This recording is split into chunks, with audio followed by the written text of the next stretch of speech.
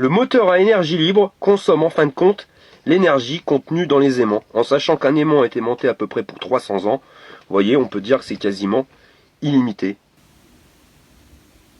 Depuis quand les aimants possèdent de l'énergie? Donc comme vous pouvez le voir, les aimants sont en lévitation. Si je le laisse tel quel et que je reviens dans 10 ans, qu'est-ce qui se passe? Les aimants seront toujours au même stade. Donc on est bien d'accord qu'on a utilisé une énergie, l'énergie magnétique.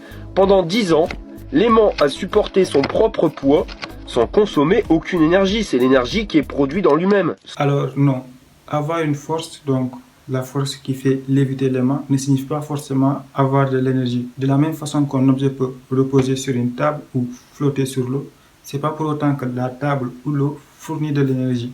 Et pourtant, on a bien des forces, la réaction de la table et la poussée d'Archimède. Ici, pour parler d'énergie, il faut la notion de travail, c'est-à-dire une force qui est capable de déplacer un objet, comme l'énergie hydraulique éolienne. Mais là, rien ne bouge. Il n'y a ni production ni consommation d'énergie. À la limite, on peut parler d'énergie potentielle et en physique, une position d'équilibre comme ici ou là correspond à une minimisation de l'énergie potentielle, donc ne nécessite pas de l'énergie pour rester dans cette position, comme la tasse sur une table ou un ressort qui supporte une masse.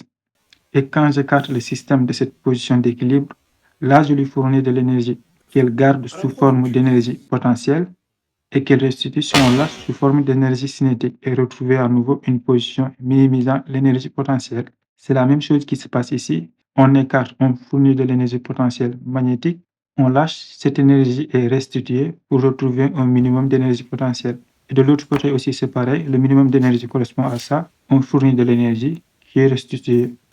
Alors, cette énergie potentielle, ce n'est pas une énergie que le système crée lui-même, c'est une énergie qu'on lui donne et qu'il stocke sous une autre forme, prêt à être restituée si l'occasion se présente. Si on a l'impression que faire léviter un aimant nécessite de l'énergie, c'est parce qu'on le compare à la physiologie humaine. Parce que nous, quand on soulève un objet et qu'on essaie de le maintenir, on sent un effort, on se fatigue, donc on se dit qu'on fournit de l'énergie. Mais cette observation physiologique qui est propre au corps n'est pas transposable aux objets. Un fil peut tenir un objet en suspension, un ressort peut retenir un objet aussi, et pourtant aucun de ces deux objets ne possède en eux de l'énergie.